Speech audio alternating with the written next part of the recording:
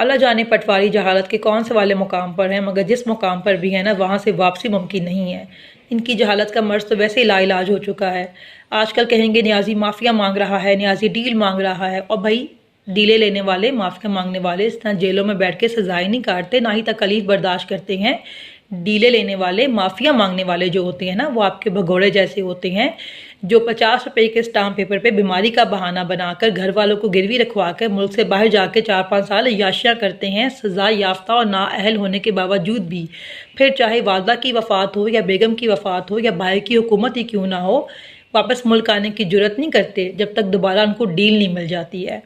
اور معافیا مانگنے والے آپ کی باجی جیسے ہوتے ہیں، جو سزا یافتہ ہونے کے باوجود بھی، ایک مجرمہ ہونے کے باوجود بھی اپنے اس باپ کی ذمہ داری کا بہانہ بنا کر ضمانت لے کے باہر آ جاتی ہیں جو پاکستان میں موجود ہی نہ ہو۔ تو آپ کی تو ہمیشہ حسرت ہی رہے گی بات کہنے کی، جو بات ہم فخر سے کہہ سکتے ہیں کہ ہمارا لیڈر ڈٹ کے کھڑا ہوا ہے، نہ اس نے ڈیل لی،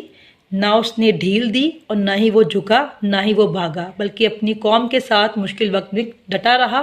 کھڑا رہا۔ اب آئیں اور اپنی تربیت ثابت کریں، جو ہوئی نہیں ہے، بولنا شروع کریں۔